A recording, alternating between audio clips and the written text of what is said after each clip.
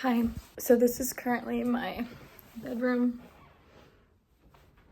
I just thrifted this like thing and it was $30 because I got it half off, $35. And I love it in here. I have Aquaphor because I burned the crap out of my face if you can't tell. I'm really cute right now. I'm feeling the vibes. God, what was I gonna do? Oh, I was gonna do the, let me pull this up actually. My art, how the fuck? I just wanted to talk because I always want to talk and I never stop talking because I love talking. I might be doing a piece of art today with you. We're gonna be doing a piece of art together. This is for my book. I'm currently doing like a book art thing. I don't know what we call it. Yeah, I've been like so in my head recently to the point where I think my brain will actually explode. And we'll talk more about it in this video because how do people live? How do you find the peace and the feng shui in your life? Where is it? Look at it, I'm looking. Yeah, I'm pantsless. So I'm gonna get up and I'm gonna get my art and then we'll start on the piece. It's really cool. I'm making a book. It's like a comic piece, but it's not like a comic panel. You'll see. Why am I explaining myself when you'll see? It's like a 13-year-old's diary entry. I think that's the best way to explain it. I don't know if this ever happens to you, but right now I'm speaking and it sounds like sounds like everything is going through like a vacuum or like a fan when you speak into a fan and it, yeah, you get my point. This is the thing I draw out of. So what I do is I take one of these puppies, I pull out the paper, I do it on big paper. We're gonna pull out this piece of paper together. I'm kind of losing sunlight here and I've started my, you can't see it because it's so light, but I've started like the blue outline sketch of it.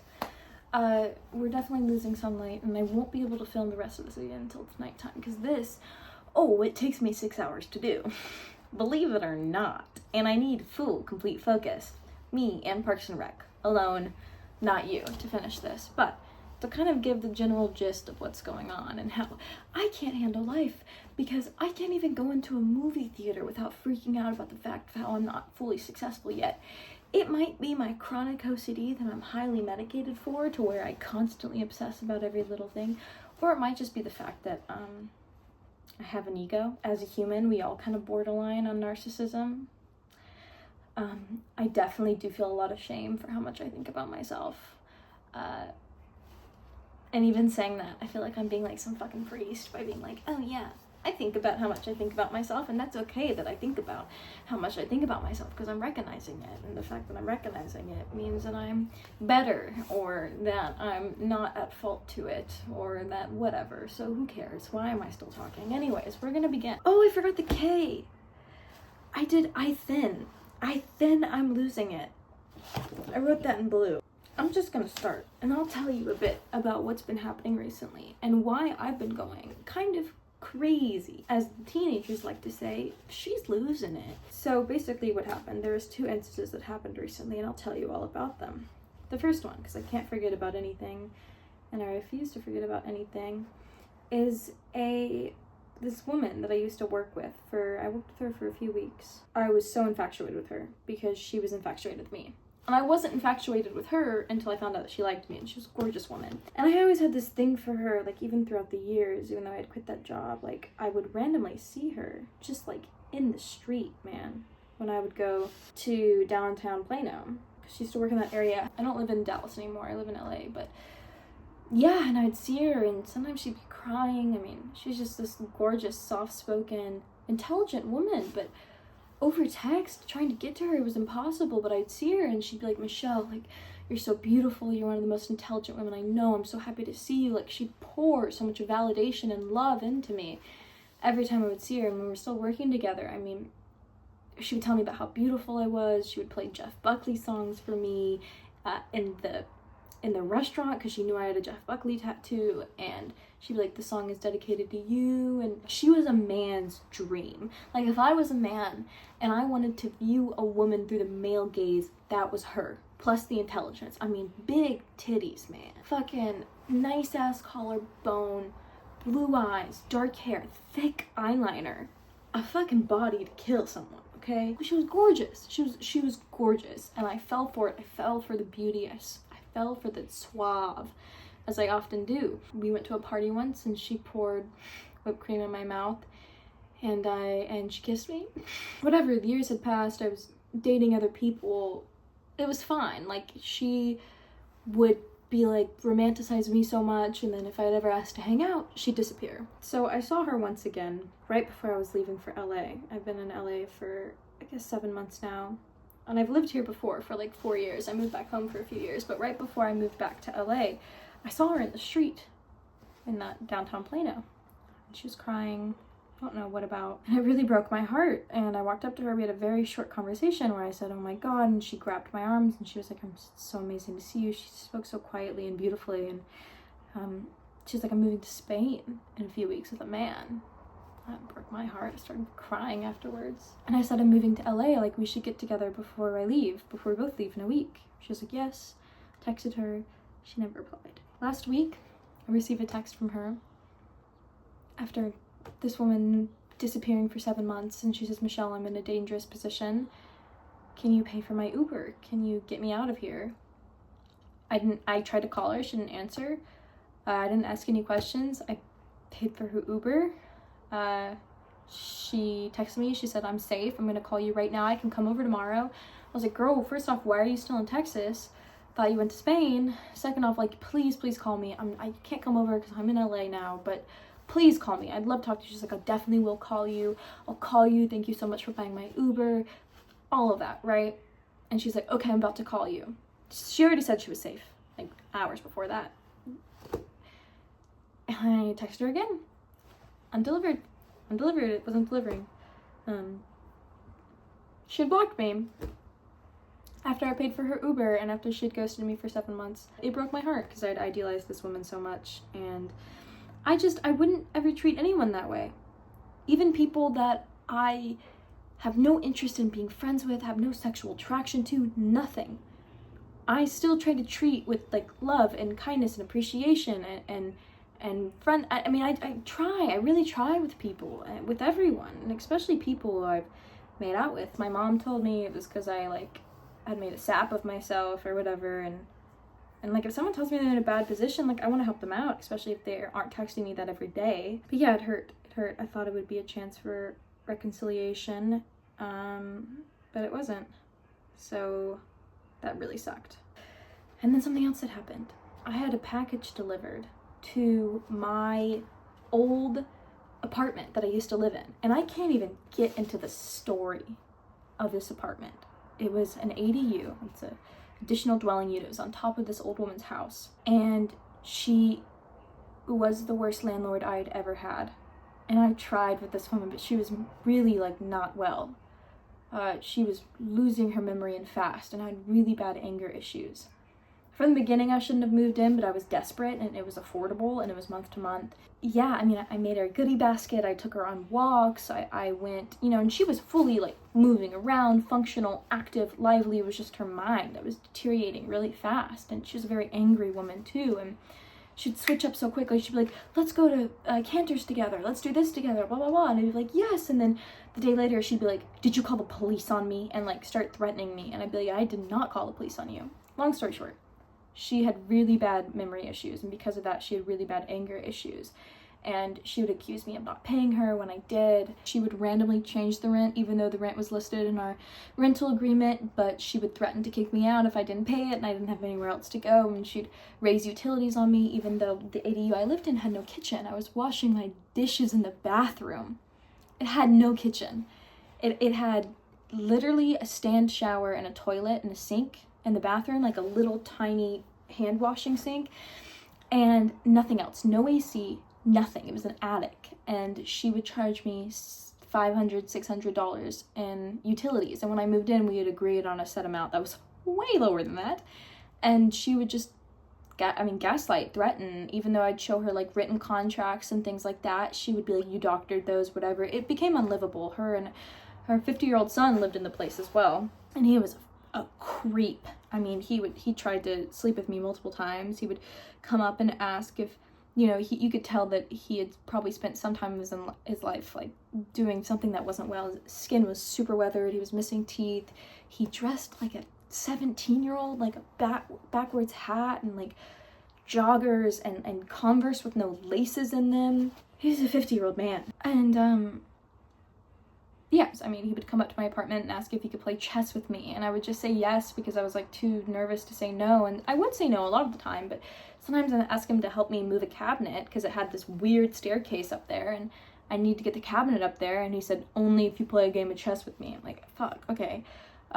Anyways, he was super strange. Him and his mom would get in screaming matches to where the police were actually called multiple times. Not by me, even though I definitely wanted to, but because of her accusing me beforehand, I never did. And it was just bad. It was bad. They would get in screaming matches, throwing stuff. She'd be throwing stuff at him. He would be slamming the door, I mean, for hours. And their family was completely broken up. There was a lot of problems. He said that everyone hated him because he was conservative and the whole world hated him and that everyone was against him, but it was okay because he looked 32 and he was hot. I don't fucking know, dude. It was weird. He would send me his resume all the time and try to get a job for me, even though, where am I giving this man a job? Okay? Like, me too, okay, dude? You are literally homeless and haven't been employed for 10 years and you live at your mom's house. Anyways, that's all fine and dandy. I end up leaving after a few months, after I find a new place, this current place. And he's still texting me.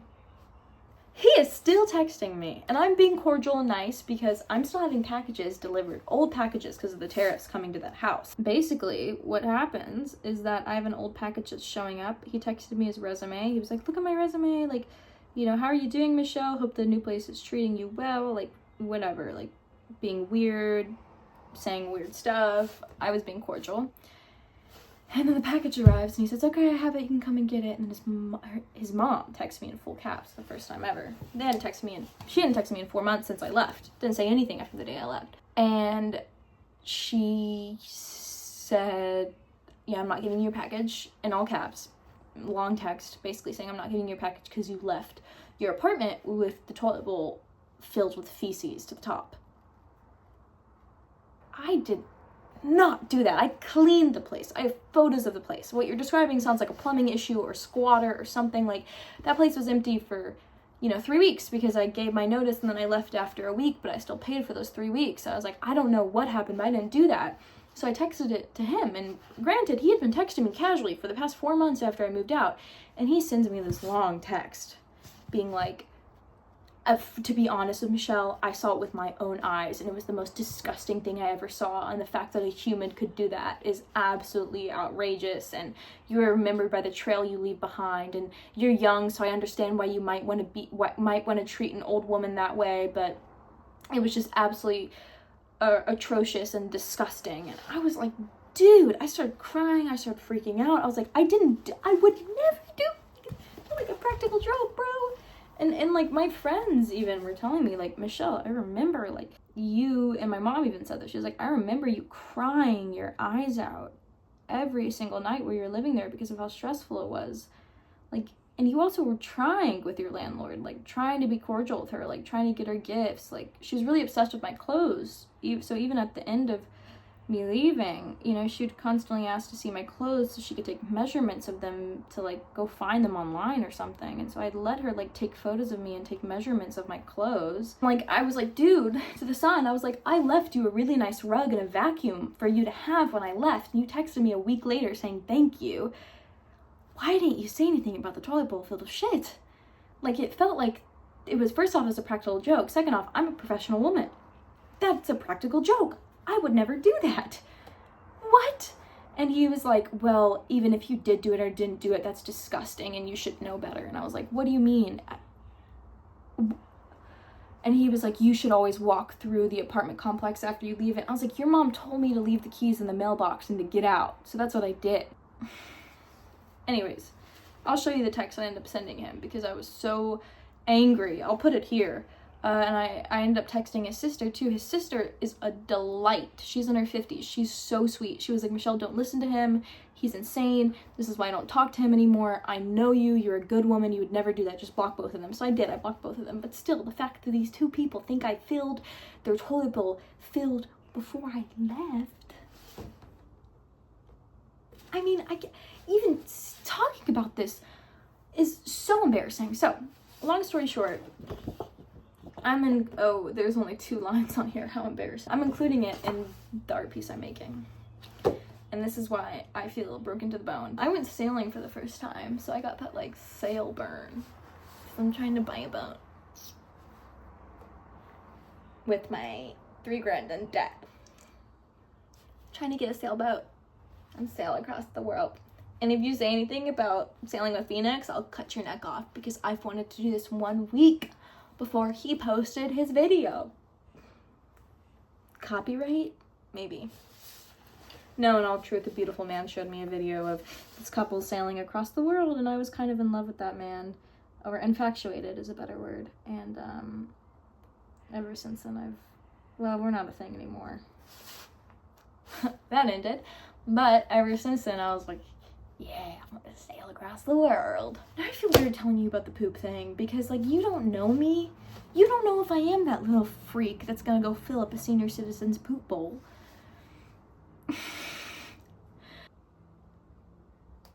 I'm just gonna let you make your own judgments. If you think I am a woman that would fill a person's thing with poop when I left, so be it. That's who I am. But anyways, I'm making this art piece about how it literally is making me not understand my character or who I am as a person, and how do I even move forward after something like that happening, because I obsess so much and I can't let things go. Like, normal people would be like, oh, they're crazy, let it go. But me, I'm like, why would someone ever think that? Dude, I just ate, like, an entire can of Spam.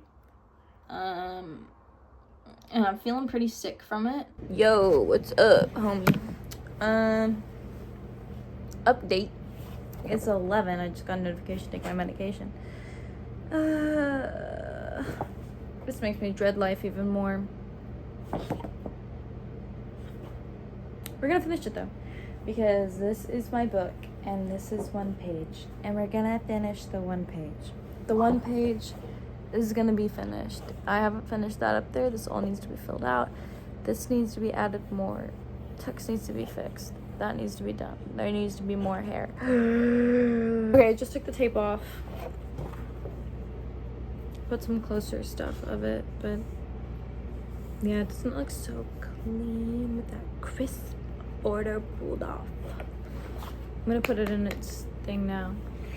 Oh, but it's all the way in my closet in the other room. Don't make me do it. And if you're like, Michelle, what is the point of this?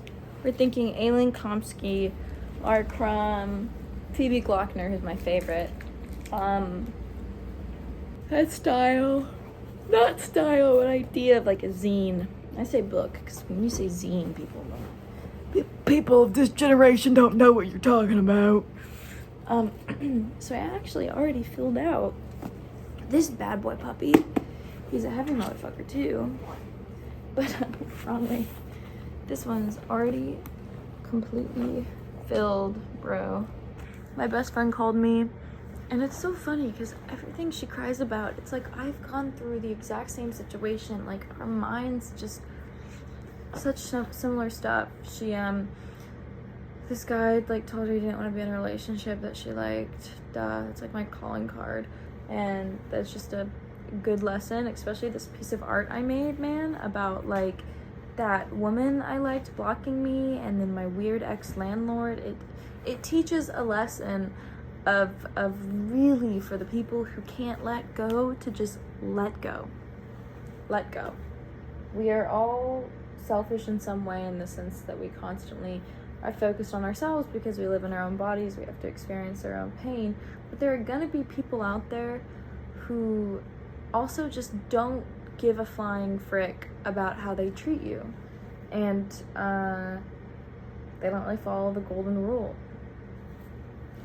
It's totally okay to accidentally hurt someone and apologize for that, but dang, there's a lot of people out there who just go through causing havoc, man, and you just have to get used to the people who just you know, who cause havoc, and try to not take it personally, because that's the thing, is that you see these people causing havoc and you're like, man, is it because of me? It's not usually. Now I have to decide if I want to get cavities or brush my teeth. I'm gonna go to bed. And I'm not gonna tell you which one I'm gonna do, but you can guess. I take my pills first. Okay. Bye.